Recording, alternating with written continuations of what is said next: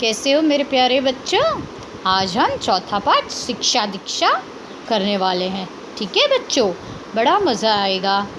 आप सबने रामायण तो सुनी होगी। ये रामायण का ही एक छोटा सा किस्सा है। चलो तो हम चालू करें।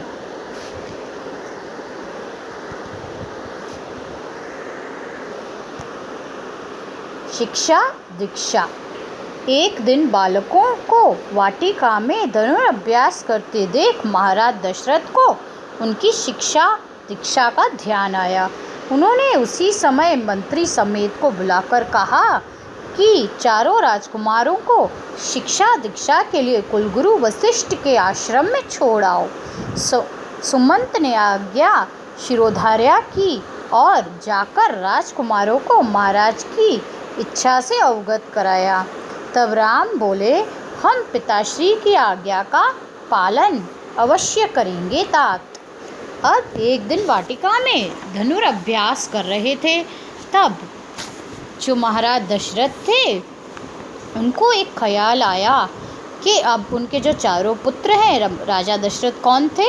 जी हाँ, राम, श्री राम भगवान के पिताश्री। तो उनको याद आया कि अब इनकी शिक्षा और दीक्षा का समय हो चुका है। अब उन्हें हमें गुरुजी के यहाँ भेजना ही होगा। अब आप लोग इस समय क्या करते हैं? हमारे पास आते हैं, पाठशाला में पढ़ते हैं ना अभी के समय में। लेकिन पुराने समय में ऐसा नहीं होता था। सब लोग कहाँ जाते थे? ऋषि मुनि के पास जाते थे, वहीं रहते थे और वहीं पढ़ाई करते थे। तो अब उन्हें भी याद आया कि अब इन चारों पुत्रों को, चार भाई थे ना राम वाले, तो चारों पुत्रों को अब समय आ चुका है कि उन्हें आश्रम में छोड़ा जाए कुलगुरु के पास और वहाँ उन्हें शिक्षा दीक्षा प्राप्त हो। सुमंत ने आज्ञा शिरोधार्य की और जाकर राजकुमार को महाराज की इच्छा से अवगत करवाया। राजकुमार जो थे चारों, ठीक है, जो चारों भाई हैं, पता है ना कौन है चारों भाई? राम, लक्ष्मण, शत्रुघ्न और भरत, ये चार भाई थे। इन चारों राजकुमार को जो सुमंत थे उन्होंने जाके कह दिया कि भाई अब आपकी इच्छा से ये महाराज की इच्छा है कि अब आप आश्रम में जाए।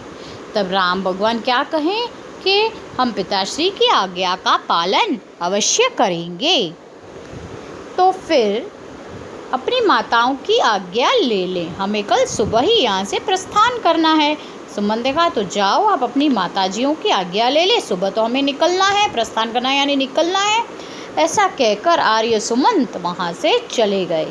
जो आर्य के सुमंत थे, ऐसा कहकर वह वहाँ से चले गए। चारों भाई शाम ढले तीनों माताओं के पास पहुँचे और उन्हें पिताश्री की इच्छा से अवगत कराकर शिक्षा दीक्षा के लिए जाने की अनुमति मांगी। अवगत कराना यानी उनकी जानकारी देकर उनसे अनुमति मांगी कि क्या अब हम जा सकते हैं।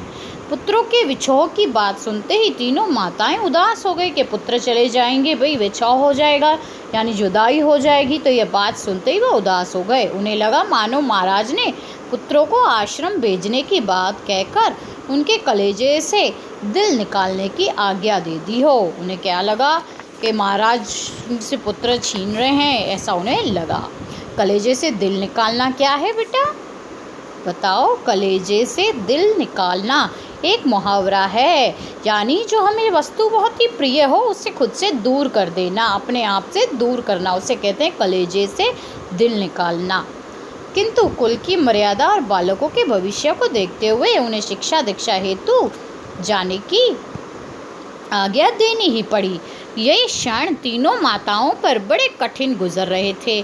और ये जो सारे क्षण थे जब उनके पिताजी, जब उनके जो बच्चे थे वो माता पिता को छोड़कर आश्रम पे जा रहे थे, ये जो बात थी, ये जो क्षण थी, वह उनके लिए क्या थी? बहुत ही कष्टदायी थी। माताओं का मोह जो होता है ना, वो पुत्रों में बहुत होता है। वह उन्हें इस तरीके से बिछड़ने नहीं दे सकती है ना। बिछड़ना उन्हें सबसे ज़्यादा कठिन लगता है। ठीक है, चलो बच्चों, आगे का पाठ हम दूसरी बार देखेंगे।